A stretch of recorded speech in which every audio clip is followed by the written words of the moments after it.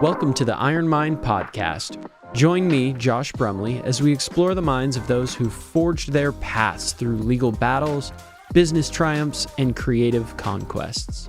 In each episode, we sit down with inspiring individuals who sharpened their resolve in the fires of entrepreneurship and law. From lawyers breaking barriers to entrepreneurs overcoming obstacles, we uncover the stories behind their iron wills and innovative minds. Get ready for thought-provoking conversations, practical insights, and actionable advice. This is the Iron Mind Podcast. Today we have Zenovia Harris, the CEO of the Kent Chamber of Commerce and a champion for local businesses. With a Master of Public Administration and a role as Commissioner Chair-elect for the City of Kent Human Services Commission, Zenovia blends analytical and creative skills to drive economic development and community engagement. Her leadership has been instrumental in advancing the Chamber's mission, fostering business growth, and advocating for enterprise interests in Kent, including my own. Welcome to the show. Yeah, thank you so much for having me. So I'm going to just jump right in and ask for, can you walk us through your professional journey that led you to your role as CEO for the Chamber of Commerce and what the Chamber of Commerce does and how it can help businesses? Yeah, of course. So journey was pretty happenstance. I saw the ad for the CEO in the newsletter. And at the time I was director of enrollment over at the University of Phoenix. I'd been there for 9 years. I am at a point in my career where my mission, my personal mission, and the mission of the organization that I work for need to be aligned in order for me to stay. That was no longer the case. So I said, hey, who else goes from like a manager director to a CEO? Me. And so I applied, and I had done some work with the Chamber in the past. So at the university, we're getting ready to celebrate our 1 millionth graduate. Wow. And honestly, no one knew that we had like 4 campuses here. And so I joined the Chamber, locked arms with Andrea Kekala, who was the CEO at the time, and was able to just promote the university as a whole.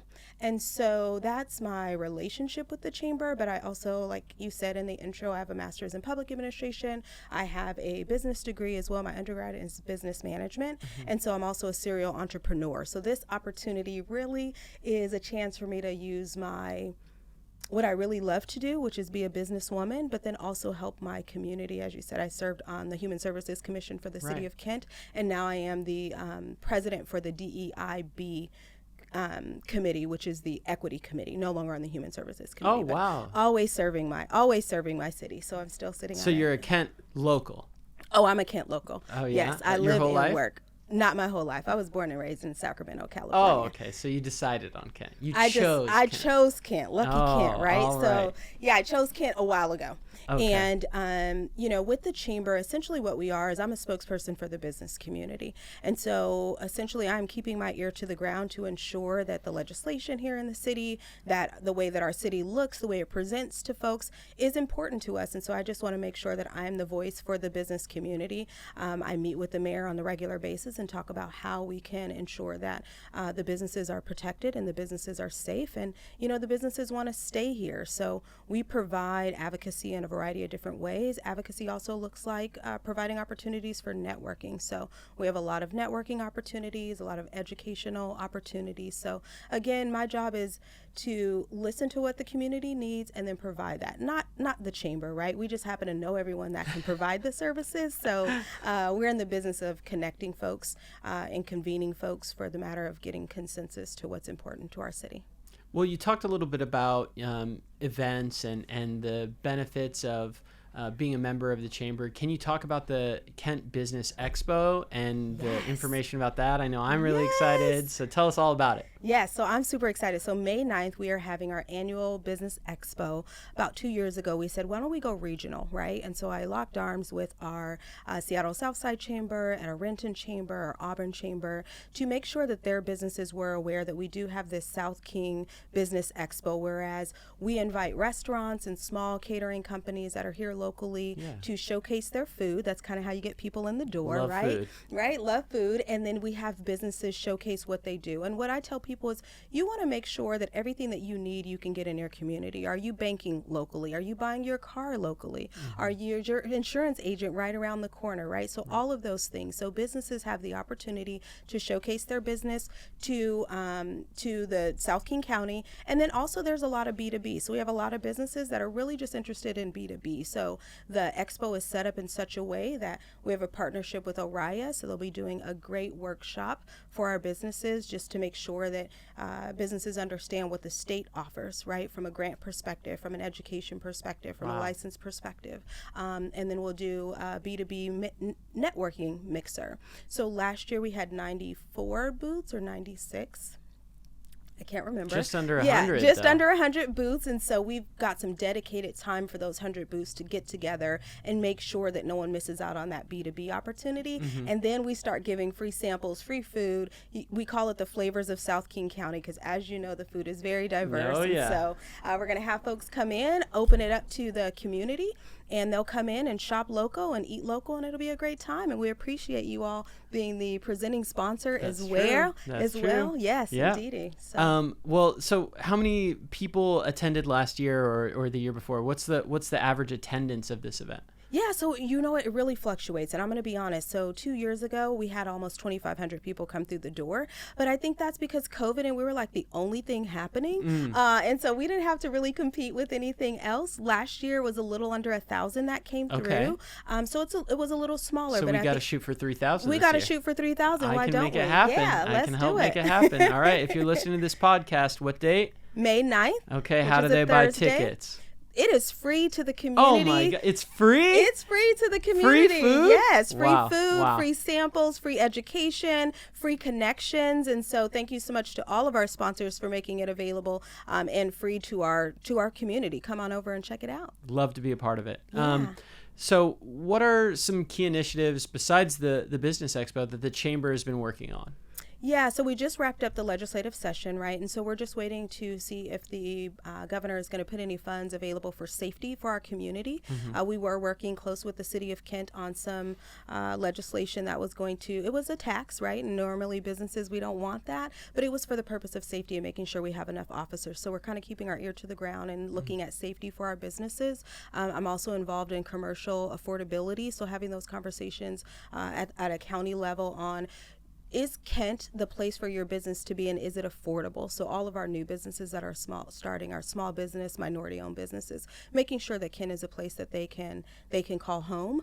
There's a couple of other things going on as it relates to advocacy work. So they're looking at districting for the city of Kent for your city hall, and so if you need more information on that, you can definitely reach out to the chamber.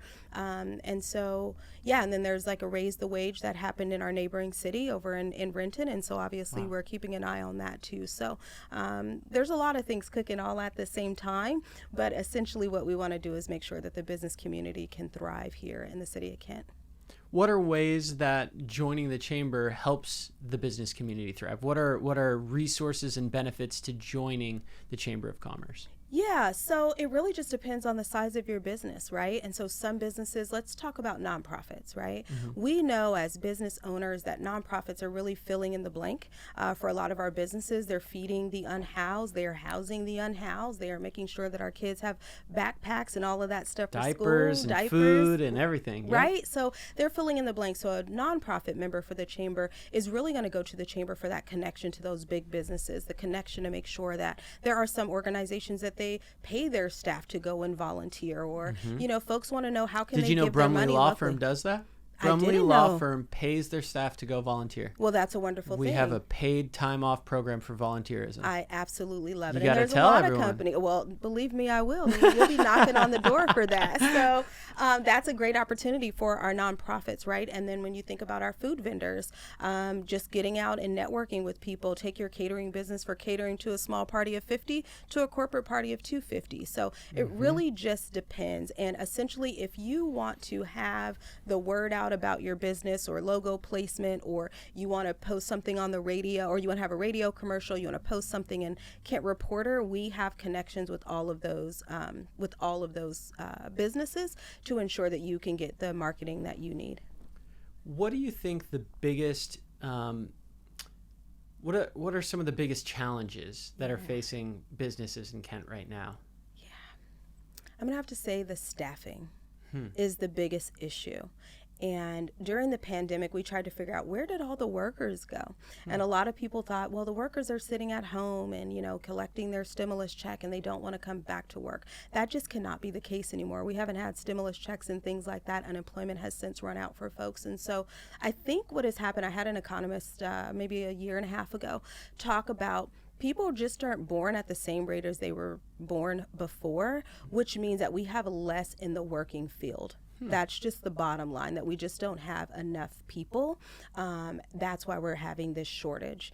And also, I think after the pandemic, people are really just choosing a career that is near and dear to their heart. I think before COVID, it was like, let me just get a check, right? Yeah. Let me do this job.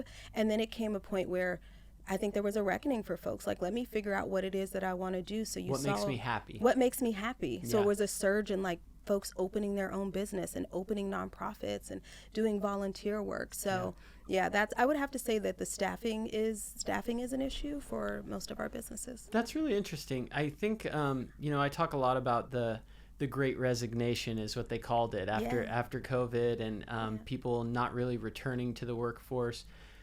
Brumley Law Firm has paid significant attention to keeping a finger on the pulse with the staff that we have and always looking at the staff that we will need and making sure employees are happy and making sure employees are excited about the work that they're doing, giving people an opportunity to leave with no hard feelings if this isn't a good fit for them. Right. I don't want someone coming here to collect a paycheck. I want someone here who's going to be as excited as I am about the mission that we have to serve people who are injured. Right. And if that's not you, that's okay. But if that is you and you're listening to this, I want you on my team.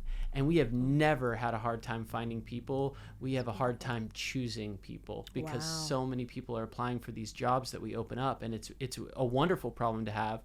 But I think that comes from understanding what it's like to work in your business. And I think a lot of business owners don't take the time to self-reflect on what it's like to work for them. Yeah. Especially in this industry. Yeah. Other industries, maybe it's easy to have a nice boss, but in the law industry, it's not so easy. People have a lot of mean bosses in this industry. So if you're having a hard time as a law firm keeping staff, I'm here to tell you it's not that tough. Yeah. It's tough to find people who want to work for you, maybe. Yeah. So, and what's that saying? People don't leave good jobs, they leave bad bosses. Exactly. That's real. And also That's keeping real. people psychologically safe is really important. They come to a place where they feel like their voice is going to matter. Right. They feel like they can come to a place where they are considered more than just a number. And that is also very important. And the benefits that are important to businesses or to employees now are a little bit different, right? Before it was just money. Now it's like, do you have the right healthcare package for me? Do you have mental health care coverage? Mental health care coverage. I need to talk to my counselor after COVID, and I'm not going to stop. Exactly, right? And we went from a sick bucket and a vacation bucket and, right to a PTO bucket. I don't need to know why you're not coming to work. I just need to know that you're not going to be here so we can fill the gap that's necessary. Exactly. And so those benefits are really important, that maybe it's time for businesses to take a look at what do those fringe benefits look like. Yeah, absolutely. Do you guys offer any education to help young entrepreneurs or people who are just butting into a career of starting their own business with support being a employer instead of just an employee? Yeah, so we are actually looking at a young professionals network because those young professionals need that assistance. We need to work on like a mentor program as well, and businesses that can take on the new owners to figure out what is it or what knowledge do they have that they can actually pass on. So we'll be starting a young professionals network to make sure that we're filling in the gaps there. I can say from my own experience that other business owners were the number one resource for me. It wasn't reading books. It wasn't getting my bachelor's degree in business. It wasn't getting my master's degree in business. It wasn't getting all the legal classes out of the way that helped me to be a lawyer. It was being a boss happened to me one day. And then I was constantly struggling with being a business owner and being a lawyer. And so I reached out to anyone that would listen. And lucky for me, John Bai, who's a real estate agent in our community here, he found me. And he took the time to really be a mentor to me when I really needed it before COVID, really and talked to me about metrics and how important it is to be able to track things.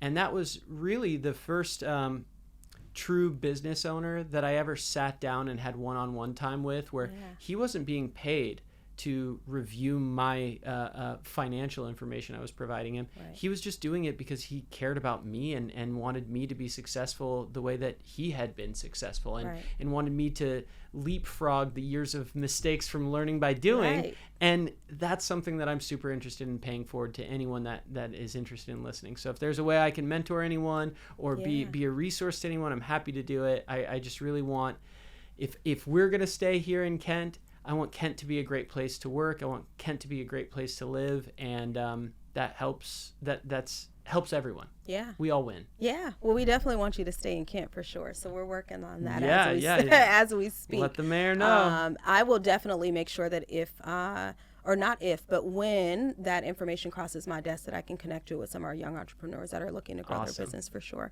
Very definitely, cool. Yeah. How do you define community involvement, and why is it important for individuals and just for society in general?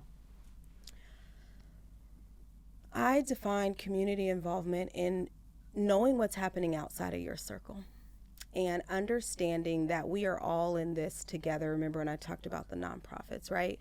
There are so many different opportunities for people to get involved within their city, and that civic engagement is so important. There are classes here in the city of Kent, like you can take a 10-week class and learn everything that's happening with policing, right? So I get a lot of questions about, Zenovia, you're advocating for more police. Do you know what's happening in our community, specifically the Black community? How can you advocate for that? And I said, well, I advocate for my businesses, and my businesses need more police. So what did Zenovia do? Zenovia took that 10-week class with the police so that I can ask those questions. What are your policies? What are your procedures? What's happening? How am I explaining what's happening with policing to my community members? It's a way about understanding more than just what you have access to, and understanding that you have access to a lot more than you think, right? So going to the city website and seeing what those committees are and those commissions are and getting involved, it's really just about understanding. You don't have to join, but showing up at your city council meeting to understand what is happening in your city. That's community involvement. If you learn something new about your community, sharing that out, all of those little things. So you don't have to, monetarily give to anyone, but volunteering and helping people, I just talked to someone about she's a turkey drive. Everything right? I think. All it's in the my head. Is She's it in saying your it head? out of her mouth. Exactly. Oh my God, That's community involvement. Just we exist for the purpose of giving, I believe. And so you need to be giving your gifts and talents. And if you have the financial means, also your financial means, to make sure that your community has the wraparound love that it needs to survive. Absolutely.